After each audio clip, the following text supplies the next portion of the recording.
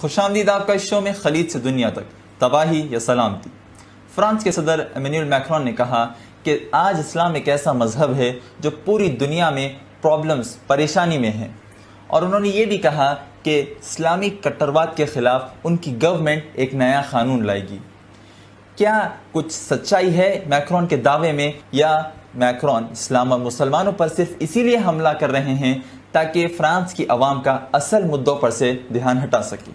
آج اسی پر بات کرنے کے لیے میرے ساتھ جڑے ہیں الیاس شراف الدین، ایک داعی اسلام ہندوستان سے جو اسلامی قانون اور جیو پالیٹکس میں مہارت رکھتے ہیں اور پیشے سے ایک IT کنسلٹنٹ ہے۔ الیاس شراف الدین کئی ڈیبیٹس بھی اٹینڈ کر چکے ہیں مختلف عنوانات پر، اور مساجد میں خطبے بھی دیتے ہیں۔ آپ کا استقبال ہے سر۔ السلام علیکم ورحمۃ اللہ وبرکاتہ۔ جزاک اللہ خیر for having me on the show. Mister Sharafuddin, Macron کا یہ دعویٰ کہ اسلام ایک ایسا مذہب ہے آج جو پوری دنیا میں پرابلمس یعنی پریشانی میں ہے، آپ اس ایلیگیشن کو، اس حملے کو کیسا جواب دیتے ہیں؟ میں اس کا 2 پوائنٹس میں جواب دینا پسند کروں گا۔ پہلا پوائنٹ یہ ہے کہ اسلام کرائسس میں نہیں ہے، دنیا کرائسس میں ہے، جرائم کے کرائسس میں، بھوکمری کے کرائسس میں، پاورٹی کے، غریبی کے کرائسس میں، انجسٹس کے کرائسس میں، جنگ و جدال کے کرائسس میں، ناانصافی اور ظلم کے کرائسس میں، اور اب پینڈیمک کے بعد ان ایمپلائمنٹ وغیرہ کے کرائسس میں۔ اسلام کرائسس میں نہیں ہے، دنیا کرائسس میں ہے، ہاتھوں سے لائی ہوئی بربادی کی وجہ سے۔ اسلام تو اس کا سلیوشن دیتا ہے، جو میرا سیکنڈ پوائنٹ ہے۔ دنیا کے تمام کرائسس کا سلیوشن الحمدللہ اسلام میں ہے، اور اسلام اس بات کا دعویٰ کرتا ہے کہ آپ اس کو کراس چیک کریں، آپ اس کو ایگزامن کریں، آپ اس کو اچھے سے پرکھیں۔ اللہ فرماتے ہیں سورہ قصص 28 سورہ آیت نمبر 49 میں، اے نبی محمد صلی اللہ علیہ وسلم، ان سے کہہ دیجئے اگر اسلام سے بہتر، قرآن حدیث سے بہتر، اللہ کے قانون سے بہتر کچھ ہے تو لاؤ، ہم ماننے کے لیے تیار ہے۔ یہ نہیں لا سکے 1400 سالوں سے زیادہ تک، قیامت تک نہیں لا سکتے۔ یہ اسلام الاؤ کرتا ہے، تو پتہ چلا اسلام کو انٹروسپیکٹ کر کر ہم دنیا کے کرائسس کا سلیوشن نکال سکتے ہیں۔ اسلام کرائسس میں نہیں ہے، اسلام سلیوشن بن کر آیا دنیا کے کرائسس کا۔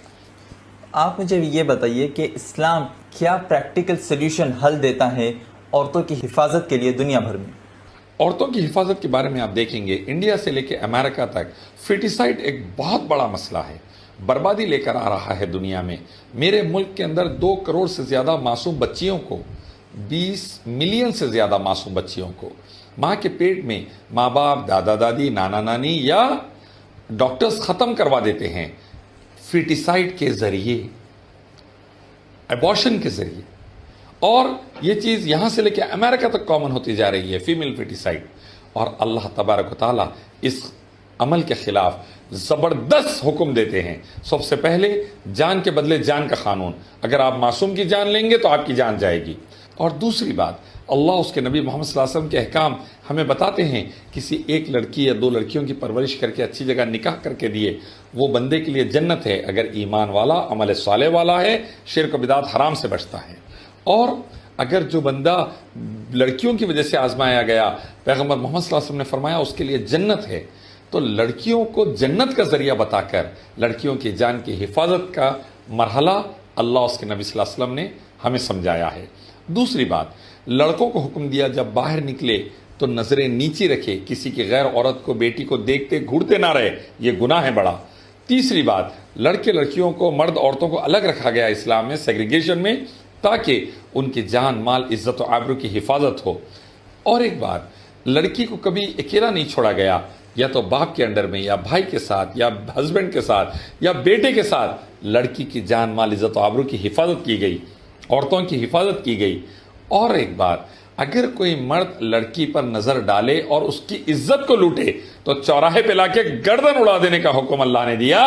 اس سے عورتوں کی جان، مال، عزت و آبرو کی حفاظت ہے۔ آپ دیکھیں گے انڈیا سے لے کے امریکہ تک، یورپ تک یہ قانون پر عمل نہیں کیا جاتا، اسی لیے ریپس، گینگ ریپس، مرڈرز، بربادی چل رہی ہے عورتوں کی، لڑکیوں کی، جہاں پر گلی گلی ماری جا رہی ہیں۔ اور عرب ملکوں میں، خاص طور پہ سعودی عرب کے اندر اسلامی قانون فالو کیا جاتا، اس لیے الحمدللہ کسی کی ہمت نہیں ہے غیر عورت پر نظر ڈالے۔ یہ اللہ کا خاص کرم ہے اسلام کی برکت سے، عورتیں سب سے زیادہ محفوظ اسلامک لا کے انڈر میں سعودی عرب جیسے ملکوں میں۔ مسٹر شراف الدین، اسلام میں اکانومی کو پھر سے ریوائیو، پھر سے اوپر لے کے جانے کے لیے کیا سلیوشنز ہیں؟ اسلام اکانومی کے لیے بہترین سلیوشنز پرووائڈ کرتا ہے. سب سے پہلے سود کو حرام کرتا ہے. جو خون چوس چوس کر لوگوں کو برباد کرنے والے انٹرسٹ بیسڈ بینکنگ اور اکانومی کو اسلام ختم کر کر زکوٰۃ بیسڈ اور نان انٹرسٹ بیسڈ بینکنگ لے کر آتا ہے. آپ جو سودی نظام چلا رہے ہیں جس سے امیر امیر ہوتا جا رہا ہے، غریب غریب ہوتا جا رہا ہے، بھوک مری، غریبی، ان امپلائمنٹ، بے روزگاری بڑھتی جا رہی ہے. 40 کروڑ سے زیادہ ہندوستانی خود پچھلے چند مہینوں میں پینڈیمک کے حالات میں اور اس سے پہلے کی بربادی کی وجہ سے غریبی کے نچلی سطح پر آ گئے ہیں. یہ حالات ہو رہے ہیں دنیا کے، وجہ ہے interest based banking economic system, سودی نظام بینکنگ کا اور سودی معاشی نظام. اس کو ختم کرتا ہے اسلام اور لے کر آتا ہے نفع اور نقصان دونوں میں شامل رہیں گے. یہ ہے نان انٹرسٹ بیسڈ بینکنگ، بلا سودی بینکنگ، بلا سودی معاشی نظام اسلام دیتا ہے کہ آپ کے ساتھ ہم شامل رہیں گے نفع میں بھی اور نقصان میں بھی، اچھے دنوں میں بھی اور برے دنوں میں بھی ہم مل کر رہیں گے. یہ والا کانسیپٹ جو ہے الحمدللہ اکانومی کو فروغ دیتا ہے، سب کا فائدہ چلتا ہے، حالات نقصان کے بھی ہوئے سب مل کر وزن اٹھاتے ہیں اور چیز کو سنبھالتے ہیں.